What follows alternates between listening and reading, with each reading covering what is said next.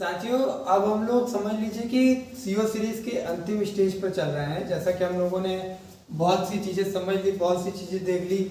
अब ये भी जान लें कि कोरोना वायरस क्या है, कैसे बनता है, कैसे बना है, उसका कब तक वो खत्म होगा। यहाँ तक हम लोग ये भी जाने कि ये फर्स्ट वेव में कैसे फैला था, सेकेंड वेव में क्या, थर्ड वेव आएगा तो कैसे देखेंगे। तो अब पॉइंट यहाँ पे ये समझने वाला है कि अब इन सब से जो युद्ध मतलब कि जो दवा है, जो वैक्सीन है, वो कैसे बनता है। हम कैसे मान लें कि वो वैक्सीन है, मतलब कितने उसको ट्रायल्स मिलते हैं, वो कहाँ कौन कौन उसको वेरीफाई करता है, कहाँ कहाँ क्या सिस्टम होता है। आज की वीडियो हम लोग यही जानेंगे कि आखिर वैक्सीन के मतलब कि अब विकास की अवस्थाएं क्या है। और आप जैसा कि हमने आज क्या किया कि पहले से ही सब उतार लिए ताकि समय ज़्यादा ना लगे। आप उतारने लगो तो टाइम ज़्यादा लग जाता है, वीडियो काफ़ी लंबी हो जाती है। हमको वीडियो लंबी करने का कोई वो नहीं है, तो इसलिए आज हमने पहले से उतार लिया। तो आइए हम लोग शुरू करते हैं अपना आज का क्लास, समय ना बर्बाद करते हुए। आज से पहले देखिए हमारा हेडिंग क्या है। हेडिंग है स्टेज ऑफ वैक्सीन डेवलपमेंट, मतलब कि वैक्सीन के विकास की अवस्थाएं। आपको सबसे एक बड़ी आश्चर्य वाली बात बता दें, कोई भी वैक्सीन बनने में कम से कम सामान्यतः 10 से 15 साल लगता है। कम से कम कोई भी वैक्सीन बनने में 10 से 15 साल लगता है। तो अब आप कहोगे कि ये अभी इतना जल्दी कैसे वैक्सीन बन गई कि अभी का। देखिए 10 से 15 साल सामान्यतः लगता है। अभी का क्या है कि अभी इमरजेंसी में है, अभी बहुत अति आवश्यक है। इसलिए तो हमने इसको क्या किया कि 3 पार्ट में बांटा।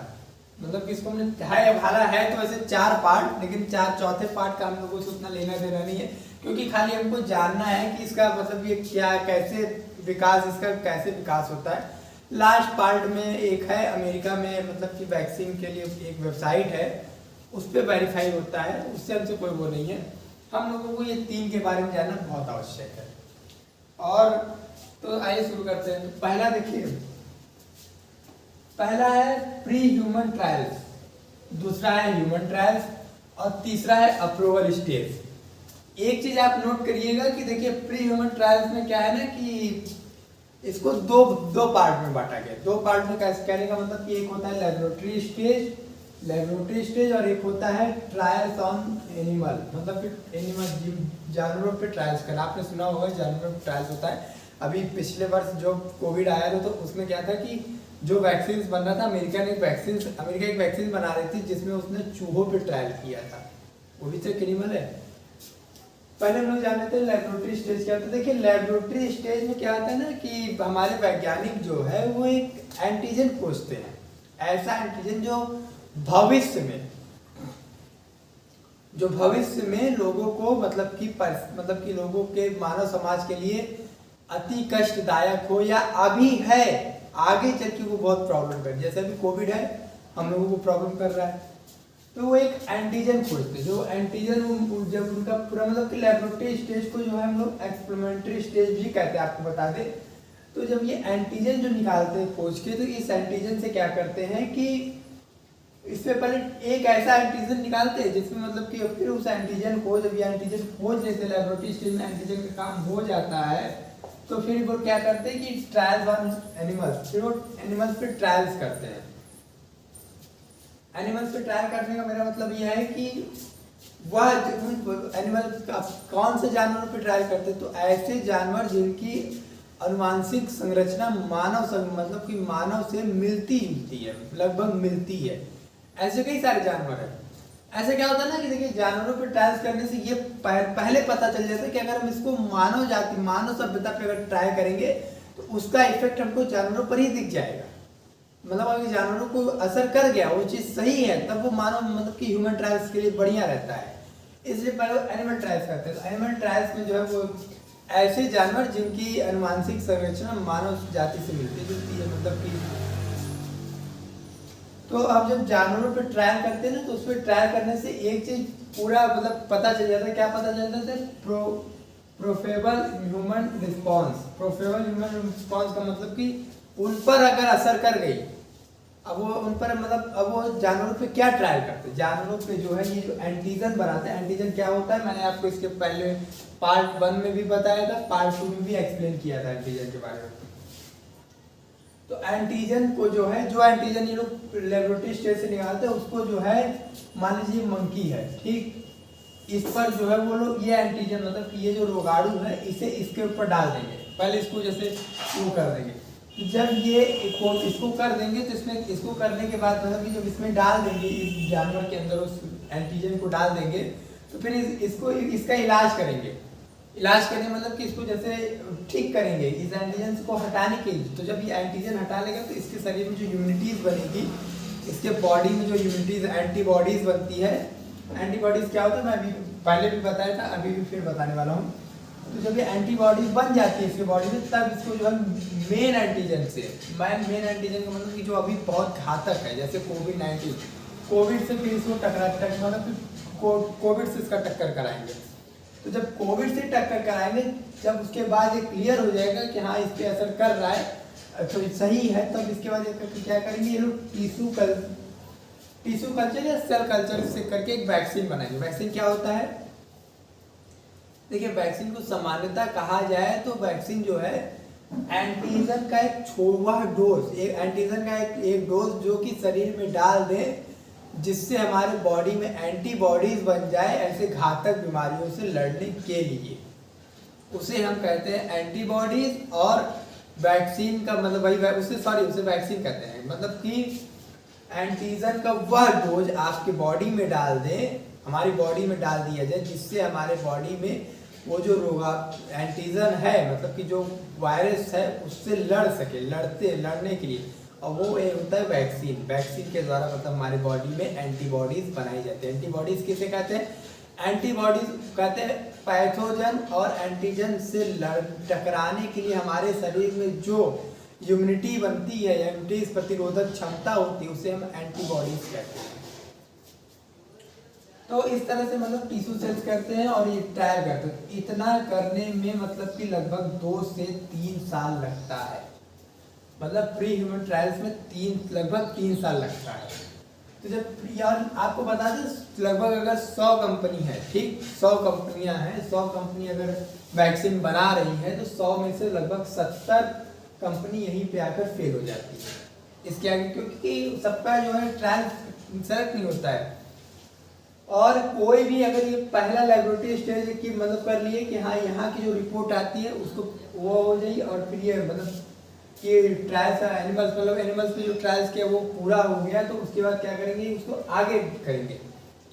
आगे करने का मतलब ये कि उसे पहले गवर्नमेंट सरकार को दिखाएंगे। सरकार से मतलब सरकार उनको जब मंजूरी देगी, कहेगी कि हाँ अब आप जो है ह्यूमन ट्रायल्स कर सकते हैं, तब वो करेंगे। मतलब कि पहले रिपोर्ट तैयार होगी तो कर ले जाएंगे, हुजूर ये रही मेरी रिपोर्ट, मतलब प्री ह्यूमन ट्रायल्स की रिपोर्ट, आप इसको देखिए। जब गवर्नमेंट हुजूर उसको देखेंगे, अगर वो वेरीफाई हो जाएंगे, और एक पॉइंट बता दें, उसको बहुत ध्यान से देखा जाता है, उसमें ना जाने कितने लेवल आती हैं।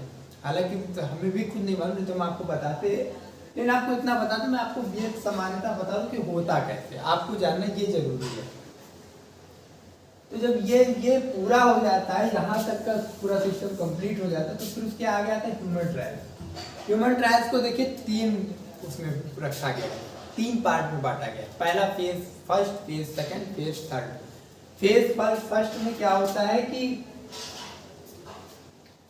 लगभग 20 से 80 लोग, 80 मतलब कि अब जो है ह्यूमन्स, अब मानव पे ट्रायल करेंगे। लगभग 100 से कम रहे, 20 से कम रहे, मतलब 50 भी हो सकते हैं, 80 भी हो सकते हैं, 90 भी हो सकते हैं, जितने आदमी मतलब कि जो ऐसे व्यक्ति रहे जो मतलब कि ट्रायल कराने के लिए तैयार हो जाए, तो उन सब पे ट्राई करते हैं। और ये याद रहे कि सब एडल्ट रहते हैं। एडल्ट का मतलब कि सब वयस्क रहते हैं, कोई बच्चा नहीं रहता है। यहाँ तक कि अगर बच्चों की भी वैक्सीन बनती है तो उसको भी पहले एडल्ट पर ही ट्राई किया जाता है। मतलब कि पहले बड़ों पर ट्रायल किया जाता है, तो सीधे बच्चों पे ये नहीं कि बच्चों की वैक्सीन बन गई तो सीधे बच्चों को दे दिया जाए, पहले वो एडल्ट्स पर डाला जाता है। एडल्ट्स पे अगर, क्योंकि एडल्ट्स के अंदर क्या रहता है कि पहले से एंटीबॉडीज बनी रहती है, इम्यूनिटी पावर रहती है, तो वो लोग अगर वो लोग मतलब कोई भी रिएक्शन करेगा या कुछ भी रहेगा तो वो लोग मैनेज कर लेंगे। लेकिन अगर बच्चों पे करेंगे तो बच्चे नहीं वो कर पाएंगे, क्योंकि बच्चे छोटे हैं, बच्चों के अंदर एंटीबॉडीज बनती नहीं जल्दी, और एंटीबॉडीज बनने में लगभग कम से कम 14 दिन का समय लगता है। अभी हम इस पर भी बात करें। तो जब वो 20 से 100 मतलब कि 100 के अंदर के लोगों पे ट्रायल करते हैं और अगर उनको वहाँ पे सक्सेस होता है कि हाँ लगता है कि हाँ ये सही है, किसी पे कोई रिएक्शन नहीं कर रहा है, कोई रिएक्शन प्रभाव नहीं दिख रहा है, इफेक्ट नहीं हो रहा है, तो फिर क्या करते हैं वो सेकंड फेज पे आते हैं। लेकिन फर्स्ट फेज पे उनको रिपोर्ट हुजूर को देना पड़ता है। जब वो फर्स्ट फेज कर लेते हैं तो वो अपना रिपोर्ट हुजूर को देते हैं कि हुजूर ये लीजिए मेरा पहला फेज हो गया, उसमें मैंने इतने लोगों पे करा और जितने लोग अपने मतलब पे जिन लोगों पे ट्रायल होता है पहले लोगों का इतिहास देखा जाता है कि उनको पहले कौन बीमारी थी या अभी कोई बीमारी तो नहीं है, या तो मतलब कि पहले लोग किस चीज़, अगर आपको कैंसर है, ब्लड प्रेशर के पेशेंट हो, इन सब को चेक किया जाता है। तो जब सेकंड फेज पर आते हैं तो सेकंड फेज पे क्या है ना कि लगभग 4 से 500 सैकड़ों में मतलब कि सैकड़ों पे ट्रायल किया जाता है। सैकड़ों पे ट्रायल करने का मतलब कि 4 से 500 भी हो सकते हैं, हो सकता है कि 800 हो सकते हैं, हो सकता है 900, मतलब कि 1000 के में अंतर है। और ये समझ लीजिए ये रिस्की ग्रुप रहता है। रिस्की ग्रुप का मतलब कि रिस्की ग्रुप रहता है, रिस्की ग्रुप का मतलब ये कि ऐसे मतलब कि ऐसे लोगों पर ट्रायल किया जाता है जो ऑलरेडी पहले से किसी न किसी पेशेंट रहे हैं, मतलब कि जैसे कोई किसी को जो है डायबिटीज़ है, शुगर है, हाई बीपीज है, कैंसर है, इस तरह के मतलब कि जितने भी बीमार पेशेंट रहते हैं उन लोगों पे ट्रायल किया जाता है ताकि ये पता चल जाए कि इसमें कोई रिएक्शन वगैरह इफेक्ट प्रभाव तो नहीं पड़ेगा ना, इस तरह से। तो यदि आप मान लीजिए कि जब यहाँ तक का पूरा हो जाता है, जब ये लोग देख लेते हैं कि हाँ, और इसमें कम से कम बहुत टाइम लगता है। टाइम का मतलब कहने का ये कि इसमें जो लगभग जो है 2 से 2.5 साल लगता है। जब ये लोग ह्यूमन ट्रायल्स मतलब कि ऐसे केसेस पे जब वो ट्रायल करते हैं, जब ऐसे पेशेंट पर जो ऑलरेडी बीपी का पेशेंट है, तो लगभग 6 महीने 8 महीने में देखते कि ऐसा तो नहीं कि उसमें कोई रिएक्शन तो नहीं होगा, ऐसा तो नहीं कोई इफेक्ट तो नहीं पड़ेगा, इस तरह से तब वो आगे बढ़ाते हैं। आगे बढ़ाते हैं तो फिर वो ले आते हैं वैक्सीन। जब ये कंफर्म हो जाता है तो फिर उसको वैक्सीन करते हैं, वैक्सीन में आता है। और वो वैक्सीन में अगर कोई मतलब अगर यहाँ पे मान लीजिए कि जैसे शुगर वाला पेशेंट है उसको रिएक्शन कर गया, या मान लीजिए कि कैंसर कोई पेशेंट है, या मान लीजिए किसी का ऑपरेशन में किसी भी एक पर्सन में किसी को भी अगर रिएक्शन करता है, रिएक्ट करता है, तो फिर वहाँ पे वैक्सीन में मतलब कि या तो वहाँ पे वो रुक जाएगा या उस पर मतलब कि लिख दिया जाता है कि हाँ ये इस पेशेंट के लिए नहीं है। अभी हम आगे बता रहे हैं आपको। तो ये है फेज 2 मतलब सेकेंड ट्रायल। अब कहा जाए तो इस तरह से जब आगे आता है मतलब थर्ड, ये है थर्ड ट्रायल पे आता है।